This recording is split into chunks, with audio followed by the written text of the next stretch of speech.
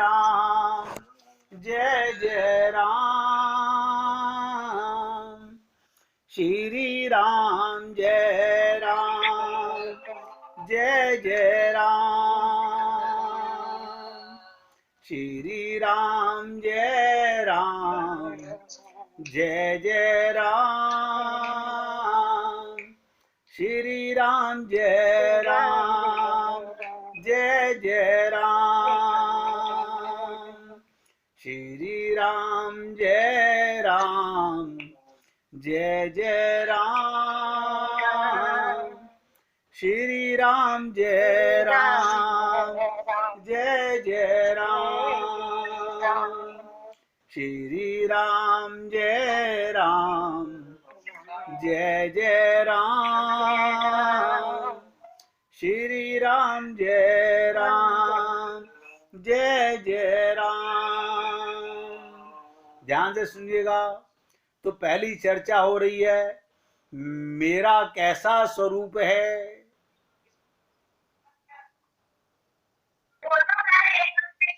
एक एक पदार्थ 5 प्रकार का होता है। स्वस्वरूप से आत्मा का स्वरूप कहा जाता है।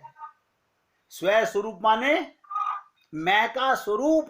बताइए, अब हमें यही नहीं पता मैं का स्वरूप क्या है। अब थ्योरेटिकल नहीं मैं बात करना चाहता। अभी हमें थ्योरेटिकल करते करते तो अनंत जन्म गुजर गए। अगर इस जन्म में भी हमने वही पाप किया जो पिछले जन्मों में करते आ रहे हैं तो अगले जन्म में भी सत्संग सुनेंगे, भगवान का संग नहीं कर पाएंगे। क्योंकि स्वयं को आत्मा नहीं मानेंगे तो भगवान का संग कैसे होगा। आप सोचिए, जब तक हम स्वयं को स्वयं का आत्मा नहीं, स्वयं के ज्ञान नहीं, तो भगवान का रूप कैसे मिलेगा। तो स्वस्वरूप से आत्मा का स्वरूप कहा जाता है। क्या मतलब? आत्मा नित्य है। नोट करो, एक एक शब्द पे ध्यान देना। आत्मा नित्य है, इसका जन्म नहीं होता, इसकी मृत्यु नहीं होती। और ध्यान दीजिएगा, नित्य है। हैं? नित्य कैसे है? जब से परमात्मा तब से आत्मा। आत्मा को किसी ने बनाया नहीं, आत्मा को कोई मिटा नहीं सकता। इसीलिए गीता में कहा गया नैनम छिंदन्ति शस्त्राणि नैनम देहति पावका। अब आप बताइएगा, तभी तो भक्त लोग कह देते हैं कि राम मरे तो मैं मरूं वरना मरे बलाए। अब आप बताइएगा, मृत्यु को मंगलकारी कीजिए। अब मृत्यु नहीं होगी, अब मृत्यु नहीं होगी, भगवान प्राप्ति का मौका छिन जाएगा। ऐसा समझने का प्रयत्न कीजिए। जो मौका मिला है इस देह में, हरि मिलत हैं, उस मौके को मत गंवाओ। हमने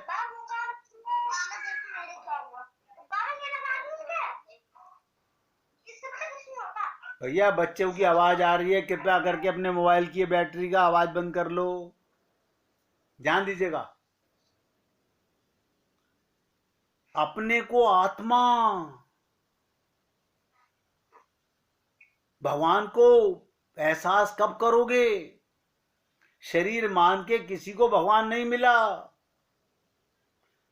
कितने ही उपवास कर लीजिए, कितना ही जप तप कर लीजिए, कितनी पूजा पाठ कर लीजिए, नतीजा ठन ठन गोपाल मिलने वाला है। तो नित्य है, इसलिए तो कहा गया आत्मा क्या है? नित्य है। देखिए रामचरितमानस में कहा गया ईश्वर अंश। भगवान मरता है? नहीं नहीं, कैसी बात कर रहे हैं। भगवान तो अवतार लेके आता है, अदृश्य हो जाता है। ऐसे ही आप अवतार लेके आए हो इस देह में, एक दिन अदृश्य हो जाओगे। लेकिन क्या आपने वो कार्य कर लिया जिस कार्य के लिए आए थे? नहीं, वो नहीं कर सके। जब वही नहीं किया तो फिर क्या किया? हमें गुरु भी मिल गए। गुरु क्या करेगा इसमें? गुरु तो राह बताएगा ना। चलना तो हमें है, पाना तो हमें है। इसलिए मैंने कहा था हमें जब तक ये पुरानी मान्यताएं, जो ढोंग विद्या हमने पकड़ रखा है, हमारे यहाँ ये होता है, हमारे यहाँ ये सब मान्यताएं हैं, इनसे कुछ नहीं होने वाला, कुछ नहीं होने वाला। आज किसी भक्त का वृंदावन से फोन आया, बोला शर्मा जी हम रानी सती मंदिर गए हुए थे। मैंने कहा धन्य हो। मैंने कहा रानी सती जैसा बनने का प्रयत्न करा? बोले नहीं जी, हम तो खाली हमारी देवी जी मान्यता है, हम वहां धोख दे आते हैं। मैंने धोख देने का क्या मतलब होता है? तुम्हारे आदर्शों को जीवन में उतारना। लेकिन कौन उतारता है?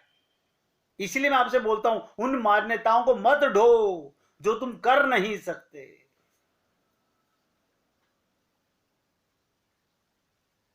इसलिए पहली चीज हमने आपसे कही, नित्य है आत्मा। अब बताइएगा, इसके लिए कितनी कितनी बातें आपसे कही गई। नित्य का मतलब जो मिटाई नहीं जा सकती, अजन्मा है, अमर है, अविनाशी है। ये कितने कितने गुण है आपके अंदर। सहज सुख राशि है। आत्मा को सुख नहीं दिया जा सकता, आत्मा सहज सुखी है। हमारी अज्ञानता के कारण हम दुखी हैं। हमें कोई दुखी कैसे करेगा? जब आपको आत्मज्ञान हो गया। सिकंदर ने बहुत कोशिश की महात्मा को डराने धमकाने की, आपको लेके जाऊंगा अपने देश। सिकंदर को क्या कहा महात्मा ने? आप मुझे नहीं ले जा सकते। बोले मैं तुम्हारे टुकड़े टुकड़े कर दूंगा। वो मेरे नहीं कर सकते। देखो महात्मा को कितना ज्ञान था। आप शरीर के टुकड़े कर सकते हो, मैं तो नहीं गया। बोले तुम कौन हो? बोले मैं तो आत्मा हूं, मैं तो आत्मा हूं। सिकंदर को हारना पड़ा, सारे विश्व को फितह करके, सारे विश्व को जीत करके भी एक महात्मा के आगे हार गया मैं।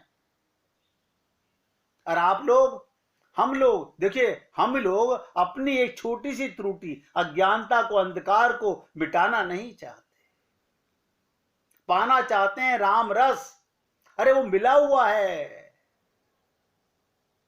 मैं हर बार आपसे यही निवेदन करता हूं, भगवान को पाने के लिए कुछ नहीं करना। जो कुछ भी करना है इस मन के साथ करना है। इसलिए वेदों में, शास्त्रों में, पुराणों में एक ही मंत्र आता है, मन एवं मनुष्यानाम कारणम बंध मोक्ष हो। मन ही बंधन, मन ही मोक्ष का कारण है। हनुमान जी ने कोई पाप ही नहीं किया। आप कहोगे इतने लाखों ब्राह्मणों को मारा, उन्होंने कुछ नहीं मारा। उन्होंने तो हर कार्य को जय श्री राम, जय श्री राम। लेकिन हम लोग ये नहीं समझ रहे। तो आपसे देखिएगा, ये अर्थ पंचक की चर्चा मैं ऐसे ही अगर आपको पढ़ के सुना दूं तो फिर क्या लाभ है मेरे होने का? मेरी सेवा का धिक्कार है, भगवान मुझे दंड देंगे। कह रहे मूर्ख, इतना लोगों ने समय दिया तेरे साथ और तूने उनको वो गूढ़ ज्ञान नहीं कराया, स्वरूप का ज्ञान नहीं करने होने दिया। आगे बढ़ के क्या करेंगे आप बताइए? अगर आपको अपने स्वरूप का ज्ञान हो गया, आत्मज्ञान हो गया, अगर हमारे यहीं पर ही अभी ये ज्ञान होने के बाद में किसी का शरीर छूट जाए, उसे भगवत प्राप्ति हो गई, हो गई। क्योंकि उसे अपने स्वरूप का ज्ञान हो गया, आत्मज्ञान हो गया। अब भगवान मिलेंगे। तो नित्य है, आप अनित्य नहीं हैं, आप मिटने वाले नहीं हैं। तो स्वरूप को कैसे जानेंगे? मैं नित्य हूं। अब दूसरा शब्द सुनिएगा, मैं मुक्त हूं। हैं? मुक्त में हूं? हम तो बंधन में मानते हैं अपने आप को। अरे बाबा, शरीर बंधन में है, मन बंधन में है, आप मुक्त हो। देखिएगा, 1000 डॉक्टर भी आपको चाहें चारों तरफ शरीर के खड़े हो जाएं, आत्मा को रोक नहीं सकते जाने से।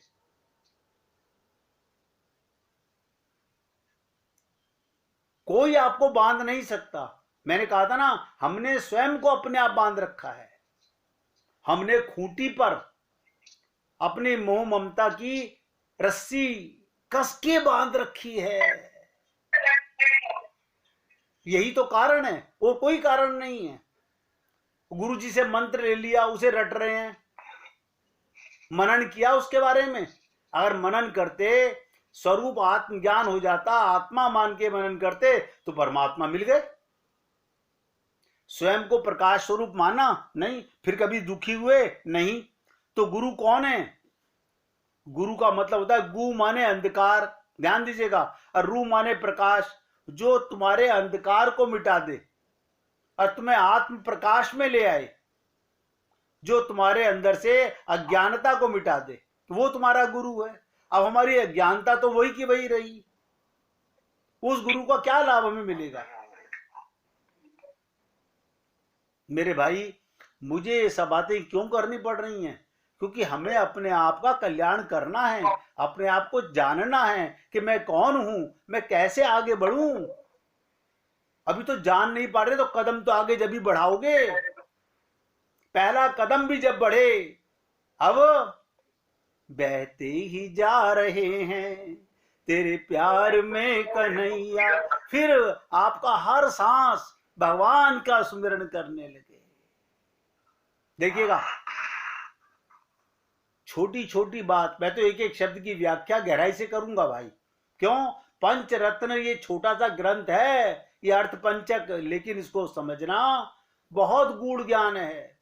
जिस देवी ने हमें दिया था, रामानुज संप्रदाय की ही शिष्य हैं, उन्होंने हमें एक ग्रंथ दिया था कि आप इसकी, हमें तो समझना बड़ा कठिन है, आप इसकी व्याख्या कीजिए। मैं कितनी बार भगवान से प्रार्थना करता रहा, मैंने कहा हे गोविंद, आपकी कृपा से ये मुझे मिला है, तो आप मुझ पे कृपा करो कि मैं इन सब आत्माओं के ऊपर, मैं ऐसे पढ़ने का क्या फायदा, ऐसे तो पुस्तक लेके आप भी पढ़ लेंगे।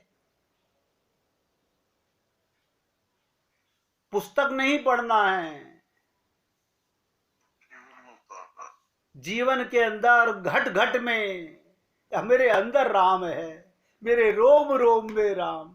आप सोचिएगा, देखिएगा प्रारब्ध के रूप हमें कैसे मिलते हैं। एक भिखारी किसी किसान के घर भीख मांगने गया, एक भिखारी किसी किसान के घर भीख मांगने गया। किसान की स्त्री घर में थी, उसने चने की रोटी बना रखी थी। किसान आया, उसने अपने बच्चों का मुख चूमा, ध्यान से सुनिएगा, किसान ने अपने बच्चों का मुख चूमा, स्त्री से उनके हाथ पैर धुलवाए स्त्री ने, वो रोटी खाने बैठ गया। स्त्री ने एक मुट्ठी चना भिखारी को डाल दिया, मांगने आया, एक मुट्ठी चना डाल दिया, भिखारी चना लेकर चल दिया। रास्ते में वो सोचने लगा, भिखारी क्या सोच रहा है, हमारा भी कोई जीवन है, हमारा भी कोई जीवन है, दिन भर कुत्ते की तरह मांगते फिरते हैं, फिर स्वयं बनाना पड़ता है। इस किसान को देखो, कैसा सुंदर घर है, घर में स्त्री है, बच्चे हैं, अपने आप अन्न पैदा करता है, बच्चों के साथ प्रेम से भोजन करता है, वास्तव में सुखी तो ये किसान है। भिखारी क्या सोच रहा है, वास्तव में सुखी तो ये किसान है। किसान रोटी खाते खाते अपनी स्त्री से कहने लगा, अरे नीला, बैल बहुत बूढ़ा हो गया। ध्यान दीजिएगा, किसान कह रहा है अपनी पत्नी से, बैल बहुत बूढ़ा हो गया, अब वो किसी तरह काम नहीं देता, यदि कहीं से कुछ रुपयों का इंतजाम हो जाए, इस साल काम चले, साधो राम महाजन के पास जाऊंगा, वो ब्याज पर दे देगा। भोजन करके वो महाजन के पास गया, बहुत दूर चिरोरी विनती करने लगा, 1 रुपया सैकड़ा सूद पर उस किसान को रुपया देने का स्वीकार किया उसने। एक लोहे की तिजोरी में से लाला ने एक थैली निकाली और गिनकर रुपए किसान को दिए। रुपए लेकर किसान अपने घर को चला। वो रास्ते में सोचने लगा, हम भी कोई आदमी है। ध्यान दीजिएगा, अभी भिखारी सोच रहा था, अब किसान सोच रहा है हम भी कोई आदमी है। घर में 5 रुपए भी नकद नहीं। कितनी चोरी विनती करने पर महाजन ने पैसे दिए। साधु के पास कितने पैसे हैं, सोच रहा है उसके पास कितने पैसे हैं। सोचिएगा, मन में आ रहा है उसके पास कितने पैसे हैं, उस पर सैकड़ों रुपए हैं। वास्तव में सुखी तो वो लाला सुखी है। भिखारी ने समझा किसान सुखी, किसान ने समझा महाजन सुखी। वो महाजन छोटी सी दुकान करता था। वो एक बड़ी दुकान से कपड़े ले आता था और उसे बेचता था। दूसरे दिन कपड़े लेने गया, वहां सेठ पृथ्वीचंद की दुकान से कपड़ा लिया।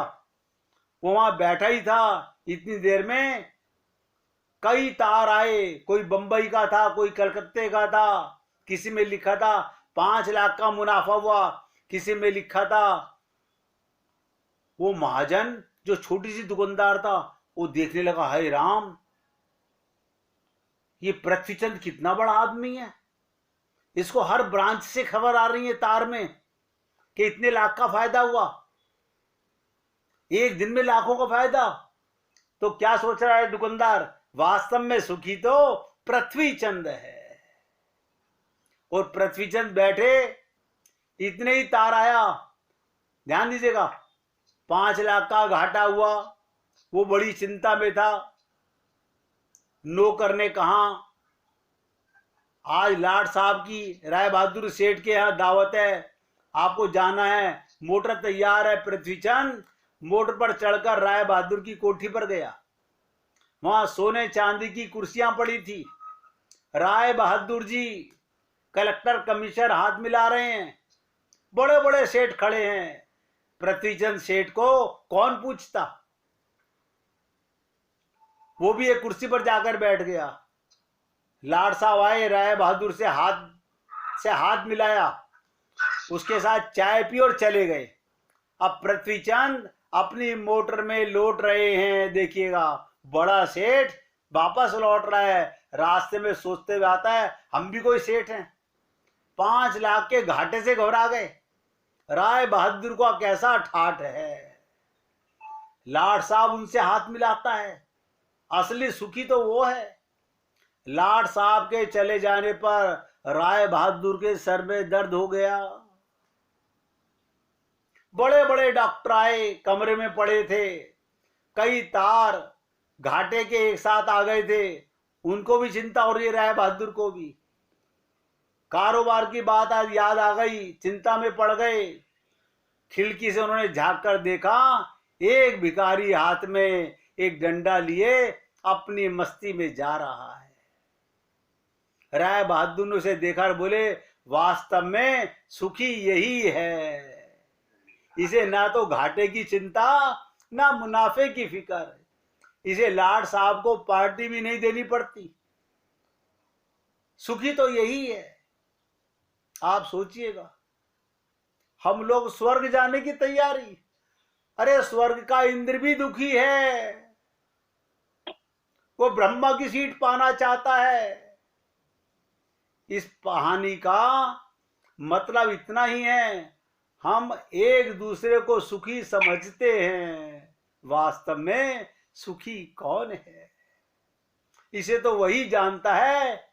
मैं आज जो आपको बताना चाहता हूं, जो अपने स्वरूप को जानता है, जो आत्मा का तत्व ज्ञान होने के बाद में परमात्मा का साक्षात्कार करता है, जो बैठे बैठे रोता है कि हे गोविंद, अपने गुरु को याद करता है कि तेरी कृपा से मैं समझ पाया, वरना तो मैं पागलों की तरह भटकता ही रहता। सोचिएगा, आंतरिक शांति सबसे बड़ा सुख है। इसलिए एक विरक्त साधु ने एक राजा से कहा था, एक विरक्त साधु राजा से कहा था, महाराज आप इतने बड़े राज के स्वामी और मैं अपने फटे कपड़ों का स्वामी हूं। मैं अपने फटे कपड़ों का स्वामी हूं, अतः हम दोनों ही के पास स्वामित्व तो है, और हमें दरिद्र वही है जिनकी तृष्णा बढ़ी हुई है। नोट कीजिएगा, दरिद्र कौन है? जिसकी इच्छाएं, जिसकी तृष्णा बहुत बड़ी हुई है। मैं तो इन फटे कपड़ों में भी संतुष्ट हूं। साधु ने क्या कहा? मैं फटी लंगोटी में भी संतुष्ट हूं। इसलिए संतुष्टि राज्य वैभव में नहीं है मेरे भाई, वो तो मन का धर्म है, मन का धर्म है। मन संतुष्ट हुआ तो फिर चाहे लाख रुपए हो या एक पैसा भी ना हो, दोनों की हालत में आनंद है। इसलिए जो केवल रुपए पैसे में आनंद खोजते हैं, ये हमारी भूल है। सच्चा आनंद, सच्चा सुख, ध्यान दो, पहले शब्द में बोल रहा हूं, जिसे आत्मज्ञान हो गया, जिसे अपने स्वरूप का ज्ञान हो गया, वो सच्चा आनंद, सच्चा सुख तो भगवान की प्राप्ति में ही है। ये संसारी सुख इच्छा ना करने पर भी मिल जाएंगे, क्योंकि ये तो प्रारब्ध के ऊपर है। माया तो फिर मिल जाएगी, पर न हरि हर बार मिले। तो आज कहो, इस सत्संग को यहां विराम दे रहा हूं। किस बात पे विराम दे रहा हूं?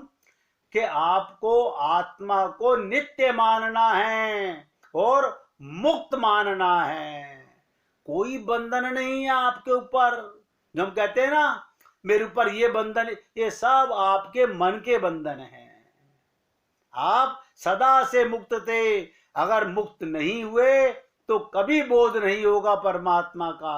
अगर मेरे शब्द आपको कुछ असर देते हैं तो मैं तो आप लोगों से आशीर्वाद मांगता हूं कि आप ठाकुर जी से प्रार्थना कीजिए, आशीर्वाद दीजिए कि मैं आपकी ता हृदय से भरसक सेवा कर सकूं। मैं तो दास बन के सेवा करना चाहता हूं भाई, और यही प्रेरणा कहता हूं कि हे गोविंद, जब तक मेरा आखिरी सांस है, मैं आप जैसी पुण्य आत्माओं की भरसक सेवा करता रहूं। और राजकुमार जी भजन सुनाना चाहते थे, सुनाइए प्रभु। गीता के 65 से गीता का 18वां अध्याय जी, उससे 65 से लेकर 74 तक का मैं कव्य में सुना रहा हूँ। श्लोक कव्य में सुना रहा हूँ, कव्य में। सुनाओ सुनाओ। रख मन मुझे, 65 से शुरू कर रहा हूँ मैं। हाँ। रख मन मुझी में, रख मन मुझी में कर यजन, मम भक्त बनकर वंदना, मुझ में मिलेगा सत्य प्रण तुझसे, मुझे तू प्रिय घना। उसके बाद 66 है, तज धर्म सारे एक मेरी, तज धर्म सारे एक मेरी ही शरण को प्राप्त हो, मैं मुक्त पापों से करूंगा तू न चिंता व्याप्त हो। तज धर्म सारे एक मेरी ही शरण को प्राप्त हो, मैं मुक्त पापों से करूंगा तू न चिंता व्याप्त हो। निंदा करे मेरी, निंदा करे मेरी न सुनना चाहता बिन भक्ति है, उसको न देना ज्ञान यह जिसमें नहीं तब शक्ति है। यह गुप्त ज्ञान, यह गुप्त ज्ञान महान भक्तों से कहेगा जो सही, मुझ में मिलेगा भक्ति पा मेरी असंशय नर वही। उससे अधिक प्रिय कार्य करता विश्व में मेरा नहीं, उससे अधिक मुझको न प्यारा दूसरा होगा कहीं। मेरी तुम्हारी धर्म चर्चा जो पढ़ेगा ध्यान से, मैं मानता पूजा मुझे है ज्ञान यज्ञ विधान से।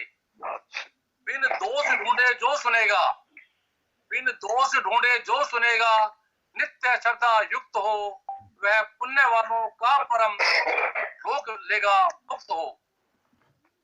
अर्जुन कहो तुमने सुना, अर्जुन कहो तुमने सुना यह ज्ञान सारा ध्यान से, अब भी छुटे हो या नहीं उस मोह में अज्ञान।